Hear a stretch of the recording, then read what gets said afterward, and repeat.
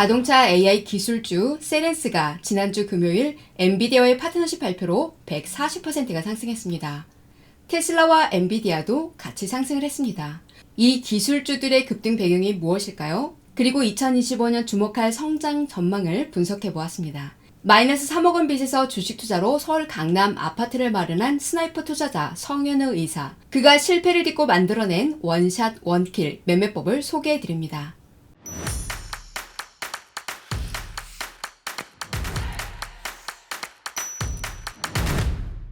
안녕하세요. 미국 주식 타마다입니다. 개미 5년 새우 55억 도서의 저자 성현우 의사는 2017년 39살이었습니다. 정신없이 달려온 인생을 잠시 돌아보면서 내가 지금 뭘 잃었나 생각하게 됐습니다. 그런데 결과는 좀 암담했죠.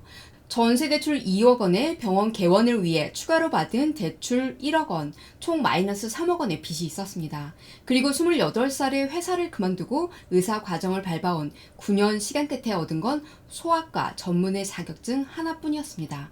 상황은 더 어려웠죠. 아내는 둘째를 임신 중이었고요. 자산은커녕 빚만 가득한 현실이었죠. 그러니 한숨이 나올 수밖에 없었습니다. 사람들이 의사라면 돈 걱정은 안 할 거라고 생각하지만 현실은 달랐습니다. 오히려 매달 안정적인 월급을 받는 평범한 직장인들이 부럽기도 했죠. 그때 그는 결심을 했습니다. 그는 오래된 옥탑방 아파트에서 살고 있었는데요. 장마철엔 장판 밑에서 습기가 차고 겨울이면 얇은 샤시에 결로가 얼어 고드름이 생길 정도였죠. 그러던 어느 날 그는 계산기를 두드려 봤습니다. 내가 1년간 벌어서 얼마나 저축할 수 있을까? 빚을 다 갚고 서울의 30평대 아파트를 사려면 몇 년이나 걸릴까? 그런데 답은 명확했습니다. 이번 생에는 불가능하다였습니다. 병원을 운영하며 다른 사업을 할 시간은 없었고 부동산은 자본금이 턱없이 부족했습니다. 그때 문득 떠오른 게 있었는데요. 바로 대학 시절 함께했던 주식이었죠. 코넬 대학교 경제학부 2학년 때였는데요. 회계 수업을 6개월 듣고 주식을 한 적이 있었는데요. 그때 아르바이트로 모은 400달러를 600달러로 불린 기억이 있었습니다. 이후로는 주식과 거리를 두고 살았는데요. 이번에 주식을 해보겠다고 결심을 했고 주식 계좌에 1,000만 원을 입금했습니다. 그리고 서점으로 향했죠. 양손 가득 주식 관련 책을 들고 와서 읽기 시작했습니다. 이걸로 서울에 집 한 간 마련하는 꿈을 조금이라도 빨리 이룰 수 있을까라고 생각하며 새로운 도전을 시작했습니다. 주식 말고는 방법이 없다는 절박한 마음으로 투자를 시작한 지 벌써 5년이 됐습니다. 처음엔 대출 3억 원의 최하위 신용등급까지 가진 빚쟁이였는데요.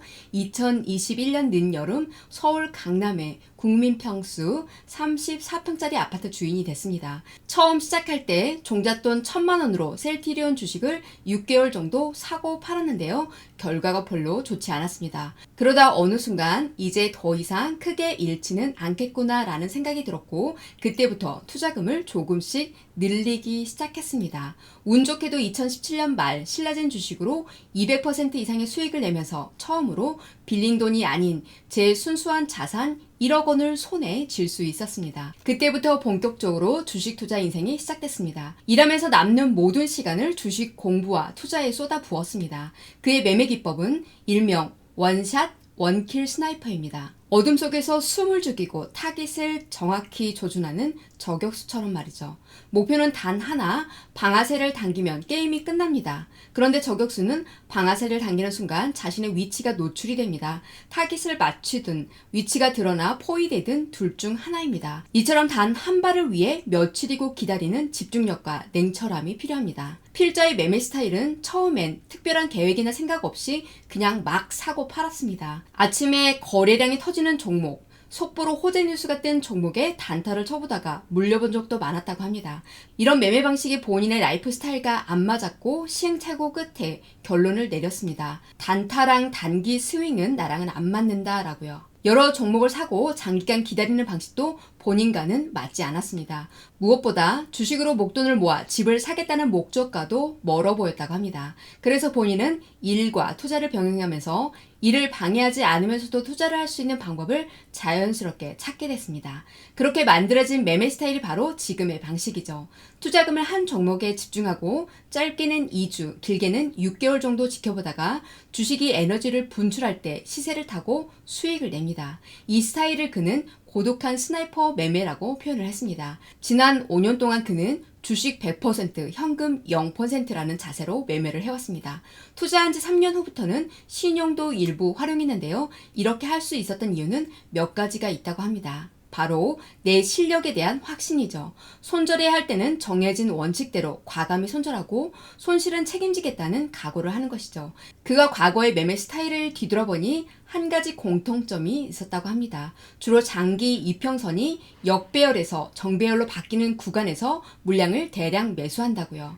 그리고 정배열로 시세가 분출될 때 수익을 실현하고 한 번에 매도하는 방식이죠. 이게 바로 그의 스나이퍼 매매법입니다. 아모레 퍼시픽의 2019년 일봉 차트를 한번 살펴볼까요? 2019년 8월은 정말 공포가 극에 달했던 시기였습니다. 분기 매출이 엉망으로 발표되면서 주가가 바닥을 뚫을 듯이 추락을 했습니다. 특히 8월 초에는 최저가 11만 8천 원까지 내려갔죠. 하지만 이후 변화의 조짐이 보이기 시작했습니다. 먼저 5일 이동평균선이 50일선을 뚫는 골든크로스가 나타났고 이어서 60일선과 120일선까지 돌파하면서 이동평균선이 역배열에서 정배열로 바뀌었습니다. 그는 바로 이 역배열 구간, 즉 주가가 15만 원 이하일 때 들어가서 정배열로 바뀌는 20만 원대 구간까지 보유했습니다. 기간으로 따지면 7월부터 12월까지 약 3억 원의 수익을 냈습니다. 수익률을 계산해보니 약 33%가 됩니다. 물론 주가가 정배열 상태에서 폭발할 때 눌림목 구간을 노리는 기법도 있습니다. 하지만 이건 그가 거의 쓰지 않는 방식입니다. 이미 시세가 난 주식을 큰 물량으로 들어갔다가 잘못하면 크게 물릴 수 있기 때문이죠. 그래서 그는 되도록 한 번에 싼 구간을 노려서 대량으로 들어간 뒤 비싸게 팔고 나오는 전략을 선호합니다. 특히 큰 돈을 투자할 때 눌림목 매매에서 실패하면 손절도 못하고 오히려 바늘에 꿰인 물고기 신세가 될 수 있기 때문이죠. 그가 주식을 하면서 항상 지켜온 매수 원칙이 하나 있습니다. 이미 오른 주식은 내 것이 아니다라고요. 아무리 달콤한 장밋빛 미래를 보여줘도 그는 건드리지 않았습니다.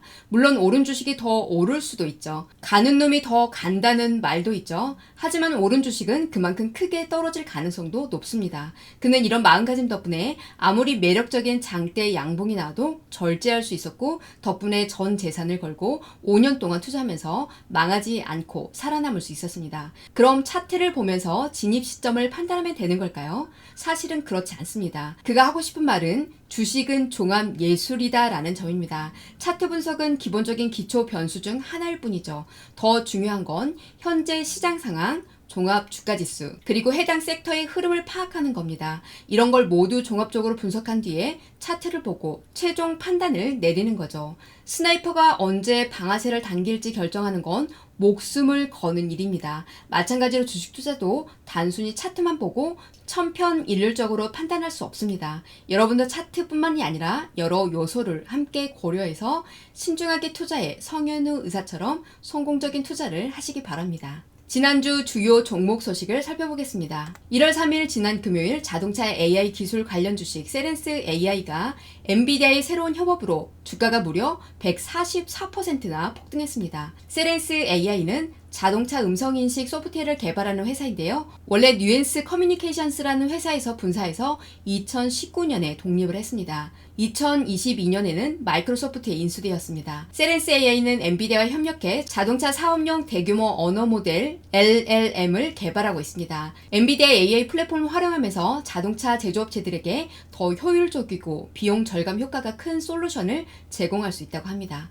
세렌스의 닐스 샌즈 부사장은 이런 협업이 자동차 제조업체들에게 AI 기반의 새로운 경험을 제공할 것이라고 기대감을 표현했습니다. 특히 세렌스는 이미 5억 대 이상의 차량에 자사의 음성인식 AI 기술을 적용했다고 합니다. 세렌스의 경쟁사인 사운드하운드 AI도 주목할 만한데요. 사운드하운드는 원래 라디오나 스트리밍 음악을 인식하는 기술로 시작해서 지금은 레스토랑 같은 다양한 산업에 대화형 챗봇을 제공하고 있습니다. 비록 세렌스와 직접적인 시장은 다르지만 사운드하운드 역시 주가가 2.3% 상승했습니다. 엔비디아가 사운드하운드에도 투자를 하고 있는데요. 엔비디아는 AI 기술 플랫폼을 1월 7일부터 열리는 CES 2025에서 선보일 예정입니다. 이 같은 협업들이 AI 산업 전반에 큰 영향을 미칠 것으로 보입니다. 사운드하운드는 작년 2024년에 주가가 무려 850%나 폭등하면서 AI 관련 주식 중 주목받는 종목으로 자리 잡았죠. 앞으로도 AI 기술이 어떻게 진화하고 우리 생활에 어떤 변화를 가져오게 될지 기대됩니다. 다음 주에는 CES 2025에서 공개될 엔비디아의 AI 플랫폼 소식을 전해드리겠습니다. 1월 7일 화요일부터 10일 금요일까지 미국 라스베가스에서 개최됩니다. 저도 세렌스 주식이 100%가 넘는 시점에 20주를 샀었는데요. 주가가 너무 오른 상태에서 사다 보니 겁이 나서 바로 팔아버려 작은 수익만 실현을 했습니다. 엔비디아는 2025년 상승세로 출발했습니다. 2025년 첫 거래일에 4.5% 상승하면서 주목을 받고 있는데요. 하루 전날에도 약 3%가 상승했습니다. 지난해 크리스마스 이브부터 연말까지 기술주, 특히 매그니피센트 세븐으로 불리는 대형 기술주들이 전반적으로 하락세를 겪었었죠. 하지만 엔비디아는 연말 하락에도 불구하고 2024년 전체적으로 150%가 상승했죠. 뱅크 오브 아메리카의 비백 아리아는 엔비디아가 장기적으로 강한 성장 잠재력을 가지고 있다고 말하면서 단기적 문제는 일시적인 것이라고 평가했습니다. 그는 엔비디아 주가가 12개월 내에 190달러까지 상승할 가능성이 있다고 전망을 했습니다. 마이크로 스트래티지는 최근 비트코인과 관련된 큰 움직임이 있었죠. 이 회사의 주가가 하루 만에 40% 급락했다가 다시 반등하면서 화제가 되고 있습니다. 마이크로 스트래티지는 현재 세계에서 가장 많은 비트코인을 보유한 기업입니다. 지난주에 2138개의 비트코인을 사들였습니다. 총 투자액이 무려 291년 달러에 달합니다. 이번 매입은 회사가 8주 연속 비트코인을 꾸준히 매수한 결과이기도 합니다.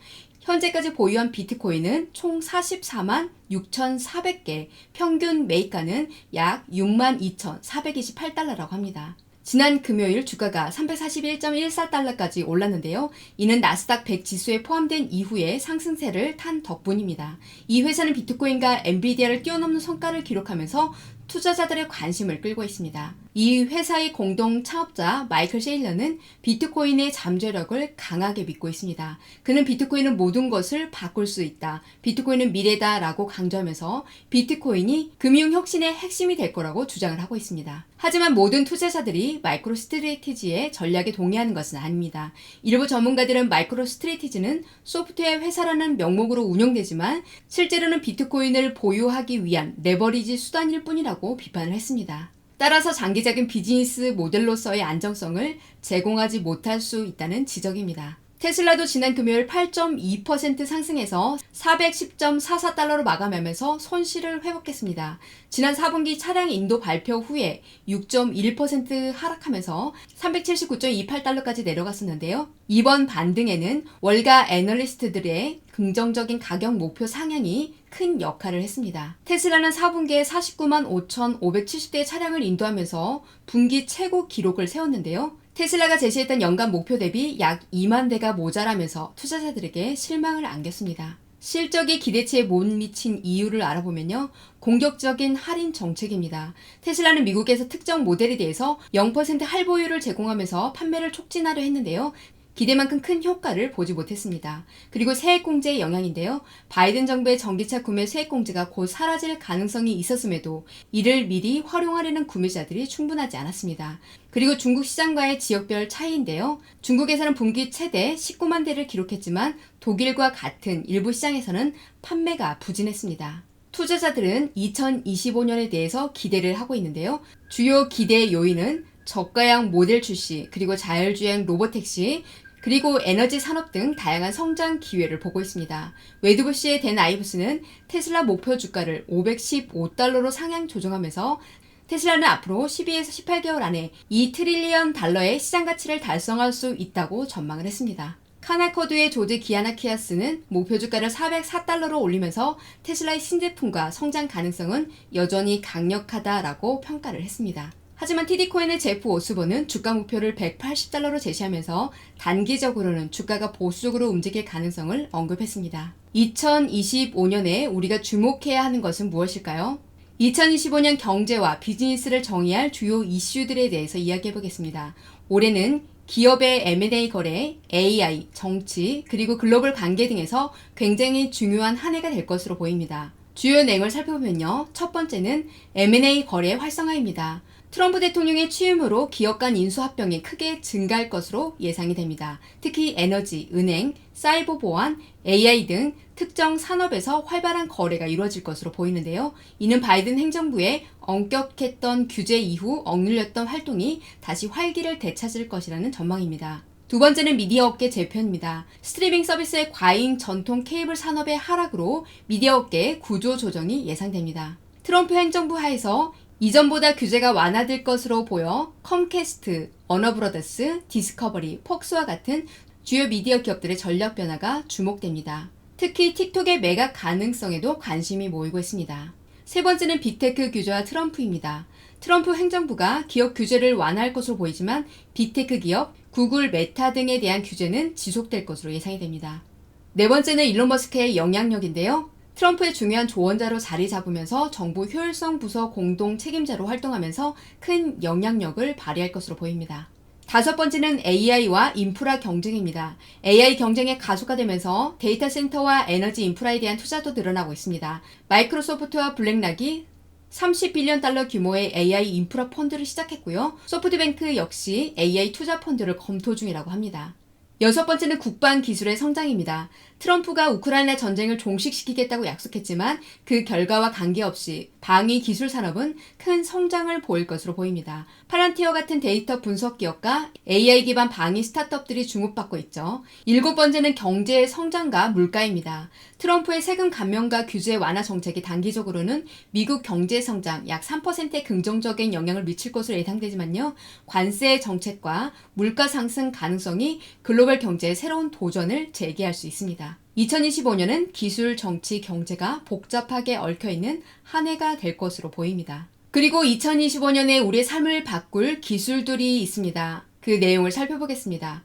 첫 번째는 AI가 우리의 일상을 지배할 것입니다. AI는 단순히 텍스트나 이미지를 생성하는 것을 넘어서 이제는 우리의 개인 비서 역할을 하게 될 것입니다. 예를 들어 AI 에이전트가 여러분의 취향을 학습하고 여행 예약, 음식 주문, 쇼핑 같은 반복적인 일을 알아서 처리해 줄 겁니다. 두 번째는 스마트 기기의 진화죠. AI 기술이 스마트 기기에도 적용되면서 더 똑똑한 제품이 등장합니다. 애플은 새로운 스마트 홈 디스플레이를, 메타는 레이벤 스마트 안경을 선보일 예정입니다. 아마존의 알렉사도 대폭 업그레이드 되면서 훨씬 자연스러운 대화와 명령 처리가 가능해질 거라고 합니다. 세 번째는 날씨 예보의 혁신입니다. 구글의 딥마인드가 개발한 젠캐스트라는 AI 모델은 현재보다 훨씬 정확한 15일치 예보를 제공한다고 합니다. 기존 예보가 종종 빗나가곤 했던 것을 생각하면 8분 만에 정확한 예보를 제공하는 이 기술은 정말 대단한 진전입니다. 네 번째는 전기차 시장의 변화죠. 전기차 시장은 새로운 정부 정책과 관세 때문에 가격이 오르거나 판매량이 감소할 가능성이 있습니다. 하지만 배터리 생산을 국내화하려는 노력은 장기적으로 전기차 산업을 더 강력하게 만들 수 있다고 합니다. 다섯 번째는 암호화폐의 대중화입니다. 비트코인은 이미 10만 달러를 돌파하면서 새로운 기록을 세웠죠. 암호화폐 ETF 출시로 더 많은 일반 투자자들이 쉽게 시장에 참여를 하고 있습니다. 여섯 번째는 수명 연장 기술인데요. 건강 상태를 추적하는 기술이 이제는 수명과 건강 수명을 늘리는 데 초점을 맞춰지고 있습니다. 일곱 번째는 완전 자율주행 차량의 상용화입니다. 2025년에는 드디어 자율주행 택시를 이용할 수 있을 거라고 하는데요. 구글의 웨이모는 미국 주요 도시와 일본 도쿄에서도 서비스를 시작할 예정이고 테슬라도 완전 자율주행 소프트웨어를 공개할 계획입니다. 앞으로 어떤 기술이 우리의 일상생활을 어떻게 바꿀지 함께 기대하면서 지켜봅시다. 오늘 준비한 내용은 여기까지입니다. 여러분, 성공적인 투자의 첫걸음은 공포 속에서 기회를 발견하는 것입니다. 시장의 변동성에 휘둘리지 않고 나만의 투자 원칙을 세우는 것이 무엇보다 중요합니다. 성현우 의사도 처음엔 실패를 겪었지만 끝까지 자신만의 원칙을 지키며 큰 수익을 만들어냈습니다. 여러분도 자신만의 원칙을 세우고 꾸준히 실천하면서 성공적인 투자를 하시길 응원합니다. 다음 주에도 더 흥미로운 이슈로 여러분을 찾아뵙겠습니다. 항상 함께 해주셔서 감사합니다. 다음에 또 만나요.